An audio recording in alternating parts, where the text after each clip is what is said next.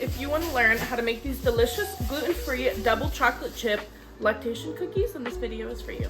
My name is Emily. I am a 22-year-old mom of 2 kids under the age of 3, and I like to do a lot of things homemade. I have a little bit of a basic knowledge when it comes to general food science. So when my husband had to go gluten-free about a month ago, I decided to come up with a recipe that doubles as both a gluten-free yummy treat as well as a lactation cookie. I did this recipe initially with a buckwheat flour. I think you can probably do it with a regular gluten flour. I have not tried it yet. But we're gonna do it with oat flour today, so it's even more of a breastfeeding lactation style cookie. It worked really well with the buckwheat flour. If you like the flavor of buckwheat, go ahead and use that. Otherwise, come along for the ride. I'm gonna be using my stand mixer for this, but you can just use a regular hand mixer. I would not suggest doing it by hand because you have to whip up the aquafaba, and that still takes a few minutes even with a KitchenAid. I don't know if I mentioned that this is also an egg-free recipe. Bear with me, I will put in the description here the full step-by-step measurements, everything. But for now, I'm just gonna show you so that way if you are baking along with me, you can have everything ready. I'm gonna be using oat flour. You can use whatever flour you want. A can of chickpeas, that's so we can get the aquafaba. Aquafaba is the liquid that is in the can of chickpeas, and when whipped up, it acts like egg whites. We got baking powder, a stick of butter, unsweetened cocoa powder, and brewer's yeast. You can get it at the mother and baby section in a Walmart or on Amazon. I get it on Amazon because you can get a lot for a little bit cheaper. My vanilla is homemade, but you can just use any regular baking vanilla. I have a little bit of coffee here. You don't have to use coffee, you can use water, but if you want to really open up that flavor of chocolate, use some coffee instead of water. We're gonna do a pinch of salt. We have baking soda, regular sugar, brown sugar. I usually use a light brown. Use what you have. Ground flaxseed. Chocolate chips of your choice. I prefer semi-sweet. Okay, that's all of it. Let's get started. I'm gonna clear all of this, pull up my KitchenAid, and I will give y'all just the view of that so you can see what I'm doing as I'm doing it. Please hold. Mind you, I did not write down my how-to here, so it's gonna be kind of muscle memory from when I made it before, but it's okay. Here we are. We're gonna get it done. First ingredient we are going to be putting in is our aquafaba, which is just the liquid from a can of chickpeas. This works as a substitute for eggs, specifically egg whites if you're trying to make like a vegan meringue or something, but we're just gonna use the liquid today instead of eggs. Do whatever afterwards, that's up to you, but you're going to just let it whip for however long it takes to get to like a soft peak stage that kind of looks like an egg white. All right, we've made it there. It's a little fluffier. It kind of holds its shape. This is the stage you want it at, where it just kind of holds the peak for a minute. We're just trying to get the air into it and get it all fluffy. Now we are going to be adding into here all of our, what would be like wet ingredients / sugar. So I'm going to do my brown sugar, my regular sugar, my butter, my vanilla, and I'm making a concoction when it comes to the coffee, chocolate, and cocoa powder, which will also go in intermittently with this and the dry ingredients next. For sugar, we're doing 3/4 of a cup. And we're doing 1 cup of the brown sugar. 2, 3, 4. I should mention, while you're doing this, preheat your oven to 350 and get 2 baking sheets ready. I'm just doing a splash of vanilla into here. If you want to know a measurement, I would say maybe about 1 to 2 teaspoons. As this is mixing, I am going to slowly pour the butter in, and then we're going to make our little chocolate ganache, which makes the dough taste like chocolate. We got our stick of melted butter going in. All right, that looks good and just combined. We're gonna scooch this over for a minute so I can show you how I make the ganache. I don't wanna make any extra dishes, so we're just gonna use the same measuring cup here. So into our measuring cup, we are throwing in a 1/4 cup of coffee. We're going to also put in a 1/4 cup of chocolate chips. We're just gonna microwave this in 30-second intervals, mix in between until it's all melted and combined.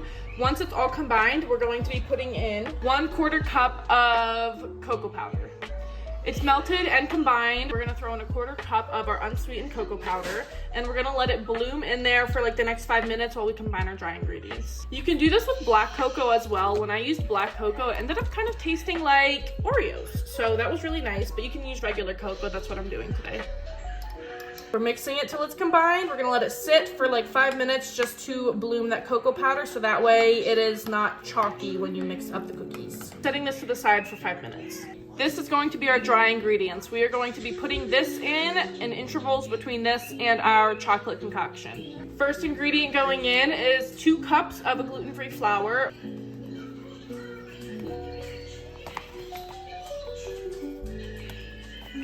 1 teaspoon baking powder. 1, 2. This is where we get into some of the ingredients that make these lactation cookies. First ingredient is going to be some flax seeds. I ground these up myself, but you can just buy the flax seeds from wherever. I'm doing 2 tablespoons of the flax seeds. So 1, 2. Next ingredient that helps make these into lactation cookies is our brewer's yeast. We're doing 3 tablespoons. 3. Last ingredient is a pinch of salt. Just mix till it's combined, and then we will be alternating this and our chocolate concoction. If you're trying to make just a general double chocolate cookie that's gluten-free, I would, instead of the brewer's yeast and flax, maybe just put an extra 1/4 to 1/2 cup of flour. I'm gonna show y'all, look at this. It started to become kind of a nice, smoother texture. There's still a couple little lumps, but I'm not worried about it. We have our wet ingredients here, we have our dry ingredients here, and we got our little chocolate concoction here. We are going to be alternating about 1/3 of this at a time. We're gonna start with our chocolate concoction, some of this, and we're gonna do it in about 3 batches. You wanna end with the flour. I think I'm gonna bring y'all in closer so you can see what it looks like in here as I'm doing it.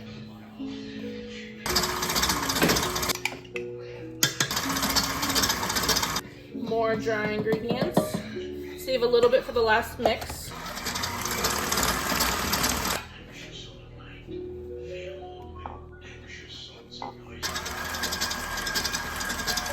Rest of our flour going in.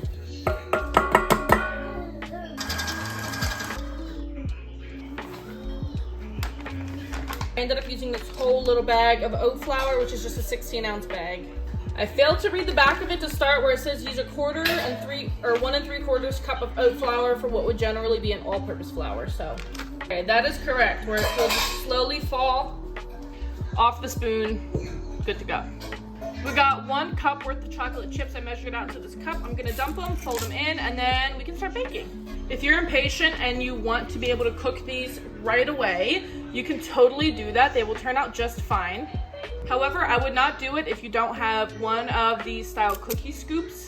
This is about 2 tablespoons, but I do it heaping, so it's about a 3 tablespoon serving for 1 cookie. If you do not have a fancy cookie scoop, or if you want to make this batter a little bit more manageable, I would refrigerate this for about an hour at least. So since I have to pump right now and get one of my kiddos down for a nap, we're gonna stick this into the fridge for an hour, and we'll be back and I'll show you what it looks like, how to cook it the rest. We're back. It's been more like 3 hours instead of the 1, but it's a-okay. I got my baking sheets lined here. I have 2 just larger baking sheets. You can see the dough is super duper thick now. Where are you going? So we're getting just a nice heaping scoop and putting about 12 per baking sheet. Now that the dough is harder, you can roll it if you like to put them on. But generally, about the size of your palm is what you want for the cookies. Our first sheet is rolled out, ready to go. We're gonna stick it in the oven for 15 minutes on 350.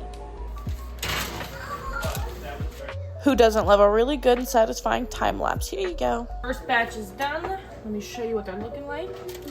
They are so pretty. Look at those. Next batch in.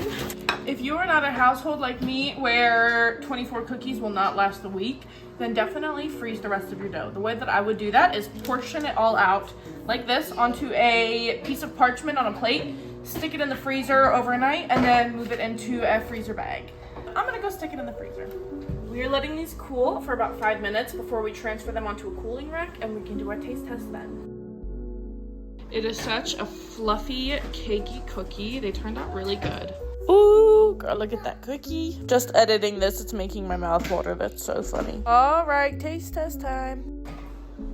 It's so good, you wouldn't even know it's gluten-free. It's a really fluffy, really delicious cookie.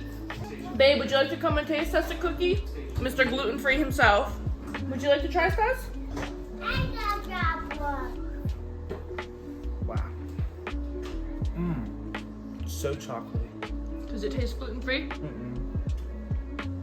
Well, the chocolate is warm and melty in there. It makes you want to eat like 20 of them. I will, right now. Delicious. Thank you. You're welcome. Fresh out of the oven, they're so good. Whether or not you're breastfeeding, anyone in your household can eat them and would enjoy this cookie. They would not know it is a gluten-free cookie. As this was my first video, I'm very nervous about it, so leave a comment and let me know what you think.